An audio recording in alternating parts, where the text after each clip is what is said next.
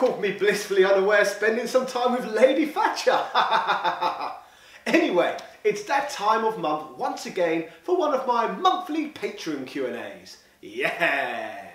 Essentially, recently, Patreon has proved more effective than ever for my channel, because I don't know how many of you will be aware, but there's recently been this big scandal on YouTube, and it's caused many of us creators to lose a lot of ad revenue. So I'm actually receiving more from you patrons at the moment than I am in ad revenue itself. How outrageous is that? So to celebrate this, and the way you've all been helping me, from now on I'm going to answer questions from all of my patrons, even if you donate just $1 a month. How great is that? You get to hear directly from me for $1 a month, and on top of that as well, which is even more important, you get to help me create quality content. Yeah. So anyway, let's hear some of the questions which we've got this week. First question from Mike Frost. I'm looking to finally get an Amiga, the system I've been wanting since I was a kid. They keep popping up on non-eBay marketplaces for reasonable prices. Which Amiga system would you recommend buying, as I am aware there are several models?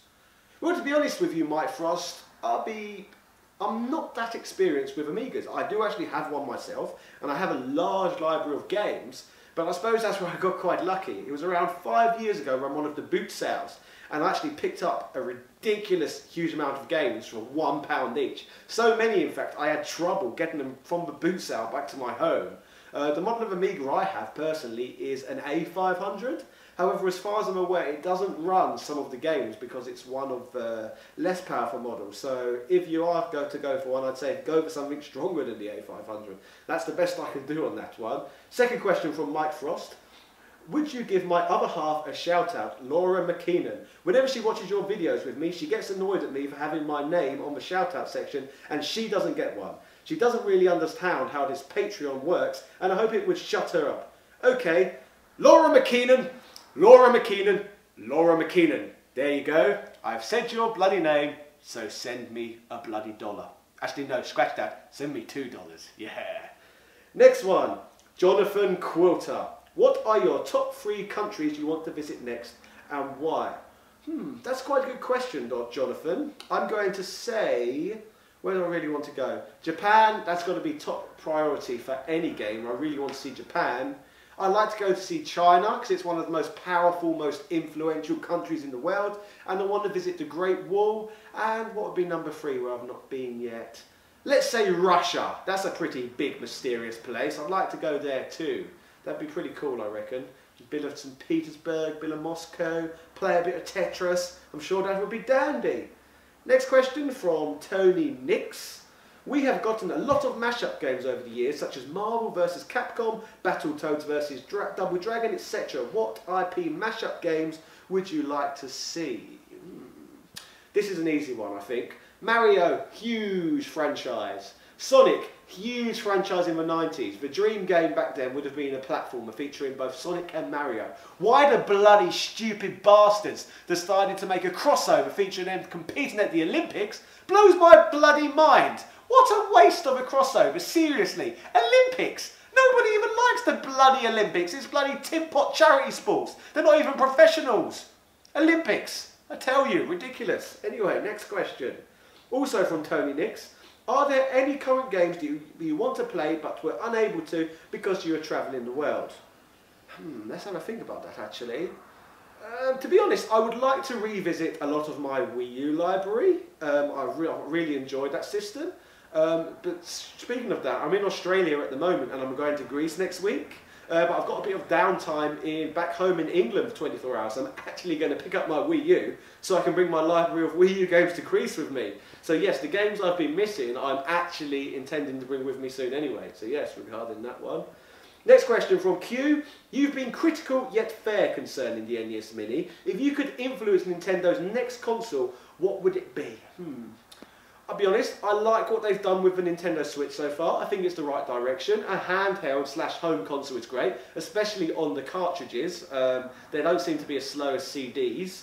I think all I would like from them is something similar to the Switch, but with a lot more bloody battery life. What's the point of a handheld console that lasts 2.5 hours? That was the whole thing, what was wrong with the bloody Game Gear, the Lynx, and all those old handhelds. They were great powerful systems, but they died really quick. So at the moment, the Switch may as well be the Game Gear. It's an overpowered handheld which can't even sustain itself. So next from Nintendo, I would like to see a powerful console that can be sustained on the go, yes. Next question, Ian A. Chapman. Do you still buy physical copies of media, movies, music and games, or have you switched to digital ownership or streaming services? I pretty much mostly only buy physical copies of games, Ian, because they do seem to hold their value, and I just like to have physical things. I'll be honest, I don't buy physical movies or music really anymore, mainly because, again, they don't seem to hold their value, and you can get media and stuff like that just by watching the television. So no, just games for me. I'm a gaming fanatic, hence why I have this bloody channel. Next question from Zarek Zakaron, I think it's pronounced. Very, very big YouTube creator actually, compared to myself anyway. Castlevania, do you prefer the classic stage-based ones or the semi-newer Metroidvania style ones? Definitely the classic Castlevania. Metroidvania can get a bit confusing at times. I definitely prefer the traditional 2D side-scrollers. Speaking of that, I think Super Metroid itself is very overrated. I think there's a lot of flaws in that game that stop it being enjoyable. Like that bloody wall jump. I still can't bloody execute that properly. And for me, it's almost game-breaking on how hard it is to execute a proper wall jump. So yes, definitely classic Castlevania. Next question, some from Helen Fairgrave. As a non-technical question, I am kind of a scattergun in the hope that at least one of my questions may be worth answering. How much do you think, if at all, that cutting a promo in wrestling training has helped you with the monologuing to camera? I'll be honest, not a great deal, I must say. I think a lot of my camera skills is talking to a camera is pretty much self-taught. The reason being why British wrestling couldn't give me much help in that manner, because obviously British wrestling until very recently has been off the television since the 1980s. So due to that, British wrestlers who are older than myself have not had any experience in front of cameras themselves. So you can't teach someone stuff you don't know. So I've had to be self-taught from the ground up, I suppose. So yes, as much as American wrestling, what you see on TV, they're constantly in front of cameras. British wrestling has been away from the cameras for quite some time, so I've had to learn how to talk to cameras myself. So yes, that's that one. Second question from Helen Fairgrave. In a less technical question, have you given any thought to content or things that you might like to do when you're travelling is temporarily over with, such as podcasts, streaming, and that sort of thing? I would actually really like to get into Twitch streaming when I eventually return to the UK. Obviously, as I've been travelling around, my internet signals haven't been the best, so they've obviously varied from location to location. On top of that, I've not really got the equipment on hand to be able to do a very good stream. So I suppose, like I said, I'd really like to get into Twitch streaming, as it would be yet another way I can basically interact with all of you. It'd be just another platform, and I should be able to interact with you more than ever, I suppose. Another question I've got from you, Helen, is how are you managing to do all your editing and filming on a laptop system, as well as coping with the ongoing internet connections? Well, as I said in the previous question, it can be a challenge at times, it really can. Especially with the internet, like this location I'm standing in Australia, I haven't even got Wi-Fi, so I'm literally having a 4G tether, and data in Australia is very expensive as well, so I'm constantly running out of data, and bloody having to top up all the time. It's rather problematic at times, but thankfully I'm actually only in Australia for a few more days now, and I shall be catching a plane to Greece within the next few days. So speaking of that as well, content may get a bit hodgepodge over the next week or two on this channel. I've got some pre-recorded collaboration videos coming up with Synth Spaces again, Top Hats and Champagne, and I think I've got a little bit more Australian footage I'll be using on other stuff as well. So there could be a mixture over the next few weeks of content I've filmed in Greece and content I've filmed in Australia. So just be aware that I'm actually in Greece. Yeah. Anyway, as I said, I'm really trying to get the interaction up, so I'm actually going to read out a few Twitter questions as well for those of you who follow me on Twitter at TopHatGamingMan. So yes, who shall I address? At breadbun _ mage. What is your favourite anime if you watch any? I've got to say I do not really watch anime, I must say. It's not really my cup of tea, I suppose. The only ones I've really watched was when I was a bloody kid. Well, kind of a kid, I suppose, teenage more than I'd say child. Obviously watched Pokemon, everyone bloody watched Pokemon at that age. And Dragon Ball Z, I've seen every single episode of Dragon Ball Z ever. But then again, who hasn't? It's bloody amazing, isn't it? So my next question from at @HulkNotThink. What are your thoughts in console modding for the purpose of playing pirated games? Well, my opinions really vary on this matter, actually. I do sometimes joke about dirty emulation and all stuff like that, but I do think it's pretty harmless if it's just done in the home and you're not profiting off it. So if you're just, it's a big evil corporation, for example, and you want to pirate their games, feel free, you're not really affecting anyone. They don't take accountability for their actions, so why should you really? But on the other hand, I do think it is very cheeky. When I've been going around Thailand and Cambodia, there's tons of dirty, scummy people there who have literally just got shops and they're selling pirate discs of other people's contents. Like, how disgusting is that? They're literally trying to profit directly off other people's work. Horrible, isn't it? Next question I've got from @PrinceWatercress. Are there any consoles, handhelds or not, that you're currently in the process of acquiring these days? Well, actually, since Spaces has actually just gifted me with an Atari Lynx, so I'll be reviewing that as soon as I get over to Greece.